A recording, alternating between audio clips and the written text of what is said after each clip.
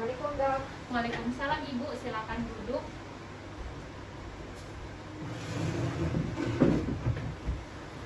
Baik Ibu, perkenalkan nama saya Dr. Fauzia. Saya adalah dokter yang bertugas di klinik ini. Baik Ibu, sebelumnya Ibu telah dijadwalkan untuk pemeriksaan lanjutan ya Ibu. Baik Ibu, sebelum melakukan pemeriksaan, di sini saya akan menanyakan beberapa hal terlebih dahulu. Mungkin pertanyaan ini bersifat pribadi, tetapi Ibu tenang saja, saya akan menjaga kerahasiaannya dengan baik. Ibu menjawab pertanyaan saya dengan sejujur-jujurnya ya Ibu.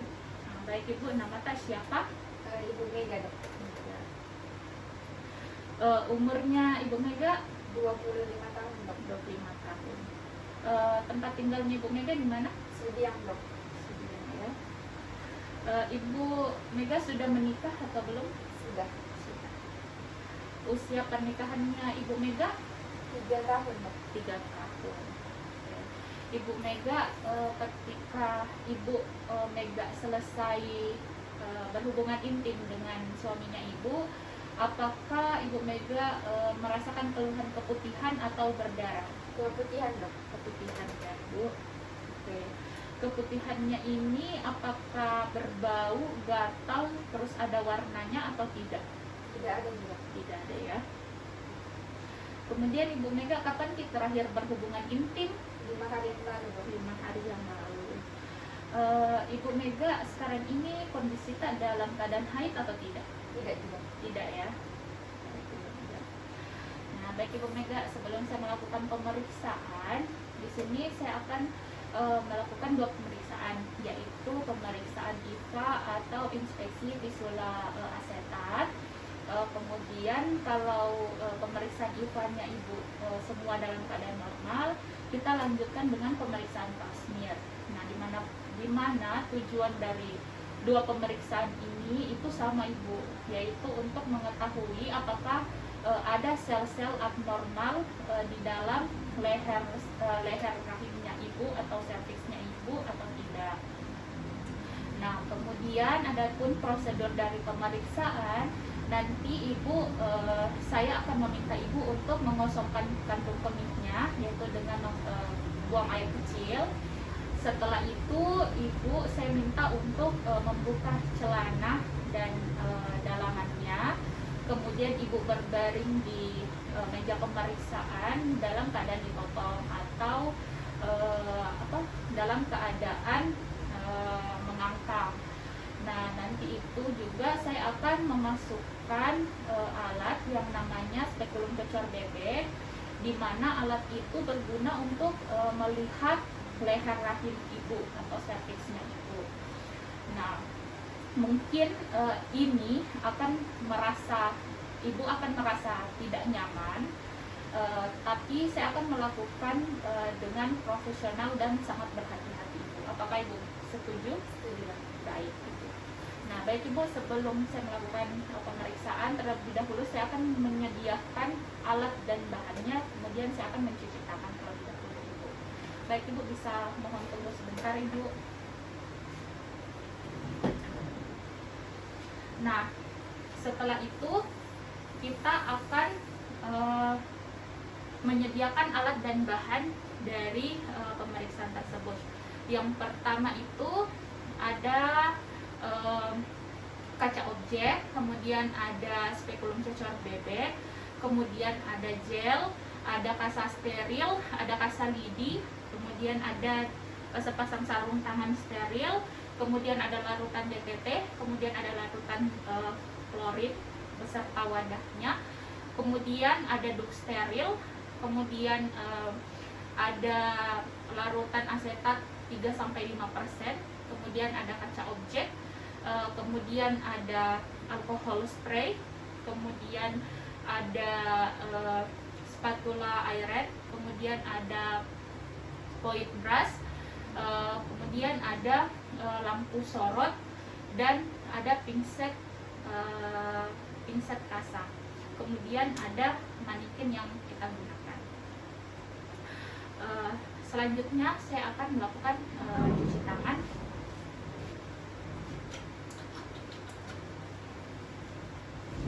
Setelah mencuci tangan, kita meminta pasien untuk mengosongkan kandung kemihnya, kemudian membuka celana dan dalaman, serta berbaring dengan posisi litotom di atas meja pemeriksaan. Baik, setelah itu pertama-tama kita menggunakan dulu sarung tangan steril.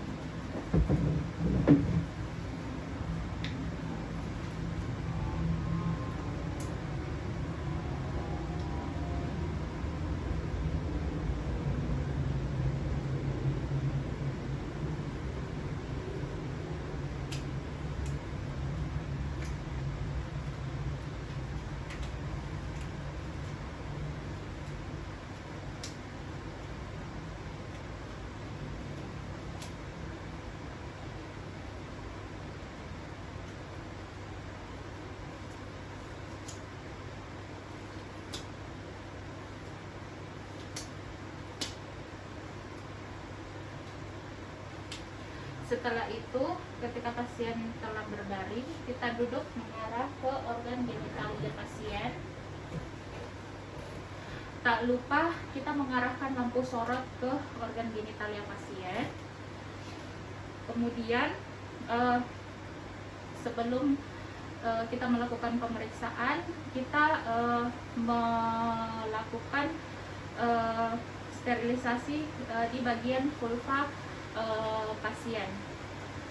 Kita ambil kasa steril yang telah dibasahi dengan larutan PPP. Kita bersihkan vulva pasien. Arahnya itu dari medial ke lateral. Setelah kita bersihkan vulva dari pasien, bekas kalsanya itu kita taruh ke dalam wadah yang telah berisi larutan klorin. Setelah itu, setelah kita melakukan pembersihan, kita menilai vulva, kita inspeksi vulva dari pasien, apakah ada tanda-tanda inflamasi, kemudian apakah ada benjolan, terus apakah ada infeksi pada vulva dari pasien. Kemudian setelah itu kita mempalpasi vulva pasien dengan dua jari, yaitu jari telunjuk dan jari tengah. Kita permisi ya Ibu, kita palpasi. Di sini kita raba apakah terdapat benjolan, massa atau nyeri tekan. Nah, setelah itu tak lupa juga kita melakukan inspeksi pada kelenjar Bartolini dari pasien. Nah, di sini kita menggunakan 3 jari, yaitu jari jari telunjuk dan jari tengah. Nah, di sini kita mempalpasi dengan arah jam 5 dan jam 7. Kita mempalpasi, kita raba apakah terdapat benjolan atau massa, serta apakah terdapat nyeri tekan. Nah, setelah itu kita mengambil cocor bebek yang telah dibaluti dengan gel. Kemudian kita meminta pasien untuk merilekskan pintu panggulnya agar tidak nyeri. Baik Ibu, bisa di-relax. Kemudian kita pegang cocor bebek dengan di antara jari telunjuk dan ibu jari, kita masukkan dari samping. Kemudian kita masukkan ke dalam organ genitalia dari pasien. Permisi ya Ibu. Nah, setelah itu kita putar secara vertikal dengan jarak 90 derajat seperti ini. Kemudian jika sudah terlihat dengan jelas porsio dan leher rahim dari ibu atau serviksnya, kemudian kita kunci spekulum cocor bebeknya. Nah, setelah itu kita mengambil kasa lidi yang telah dibasahi dengan larutan DPE. Kemudian kita bersihkan leher rahim dari ibu, kita bersihkan. Setelah itu bekas kasannya itu kita masukkan lagi ke wadah yang berisi klorin. Nah, setelah itu setelah kita bersihkan, kita lihat apakah serviks leher rahim ibu itu apakah terlihat benjolan atau tidak, kemudian apakah terdapat inflamasi atau tidak, atau infeksi, kemudian apakah terdapat juga kondiloma atau tidak. Nah, setelah itu setelah kita mempalpasi leher rahim dari ibu, tak lupa juga kita melakukan pemeriksaan di daerah SSK-nya ibu, atau yang biasa kita sering sebut dengan sambungan squamous dan volumer dari ibu.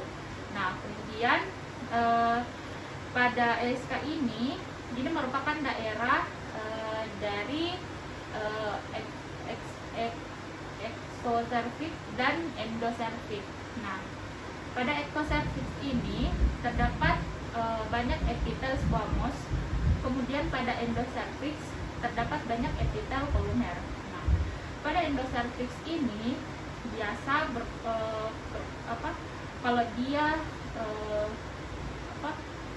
biasa banyak terdapat plak yang berwarna putih. Nah, jika terdapat plak berwarna putih, itu menandakan adanya sel abnormal. Nah, kemudian kita nilai juga pada serviksnya ini, apakah serviksnya ini mudah berdarah atau tidak. Kalau serviksnya ini mudah berdarah, kita langsung merujuk pasien untuk dilakukan pemeriksaan lebih lanjut. Kalau tidak mudah berdarah, kita bisa melanjutkan pemeriksaan kita. Nah, jika tidak terdapat plak putih pada daerah endoservix, kita bisa melanjutkan dengan pemeriksaan pap smear. Nah, pada pemeriksaan pap smear ini kita mengambil yang namanya sedimen dari ektoservix dan endoservix. Nah, sedimen ini yang pertama kita ambil dari ektoservix dulu. Kita menggunakan spatula iron, kemudian kita masukkan ke daerah ektoservix, kemudian kita putar dengan 360 derajat, kemudian kita keluarkan. Nah, spesimen itu kita letakkan, kemudian kita ambil kaca objek. Nah, kaca objek ini telah diberikan label nama dan telah dibagi menjadi dua bagian, di mana dua bagian itu untuk daerah spesimen dari ektoservix atau endoservix. Nah, kita oles tipis ke bagian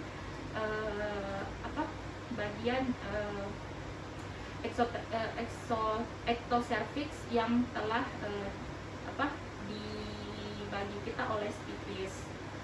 Kemudian setelah itu kita letakkan kaca objek dan spatula iron kita letakkan di dalam wadah klorin. Nah, kemudian kita ambil squid brush, kemudian kita masukkan lagi ke dalam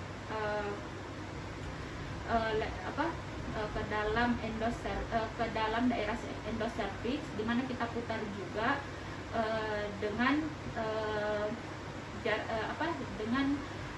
putaran 360 derajat. Kemudian kita keluarkan, kemudian kita ambil lagi kaca objek, kemudian kita oleskan tipis di daerah endocervix. Nah, ini tidak cairan suplemen ini kalau tidak boleh tumpang tindih antara satu dengan yang lain. Jadi terlebih dahulu itu kaca objeknya itu harus dibagi menjadi 2 bagian. Kita oles tipis di daerah endocervix, kemudian kita letakkan kaca objek, kemudian beresnya kita masukkan ke dalam wadah yang berisi klorin. Nah, setelah itu kita membuka cocor bebeknya, yaitu dengan mengarahkan secara horizontal, yaitu 90 derajat. Kemudian sebelumnya itu kita buka dulu kuncinya, kemudian kita arahkan horizontal 90 derajat, kemudian kita keluarkan dengan perlahan. Kemudian cocor bebeknya kita masukkan ke dalam wadah yang berisi klorin.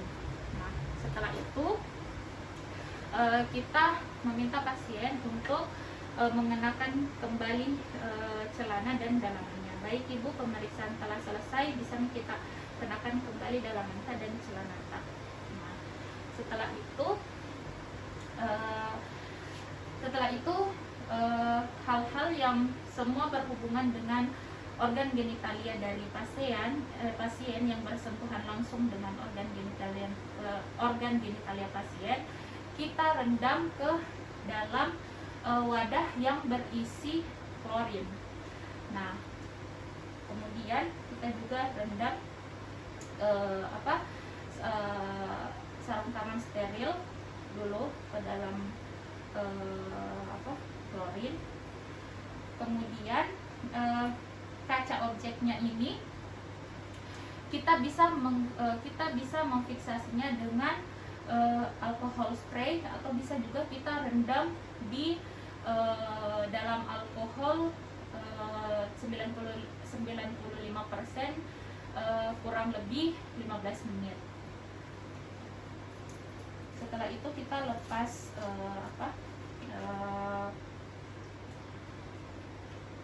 sarung tangan steril, kemudian kita letakkan di dalam wadah yang berisi klorin. Nah,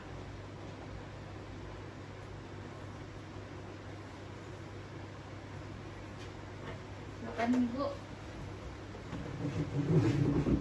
Baik Ibu, alhamdulillah pemeriksaannya Ibu telah selesai.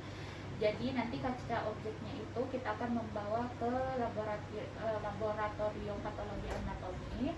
Kemudian di sana diteliti apakah terdapat keganasan atau tidak. Nah, untuk hasil labnya nanti kita akan kalau sudah ada, kita akan menelpon Ibu untuk datang kembali, kemudian kita akan menjelaskan hasil dari lab tersebut. Baik Ibu, ada yang Ibu mau tanyakan? Untuk pemeriksaan IVA selanjutnya kapan, Dok? Baik, untuk pemeriksaan IVA-nya Ibu tadi kan alhamdulillah pemeriksaan IVA-nya Ibu ini semuanya dalam keadaan normal. Jadi Ibu bisa datang 6 sampai 12 bulan lagi Ibu. Ada lagi yang mau ditanyakan Ibu?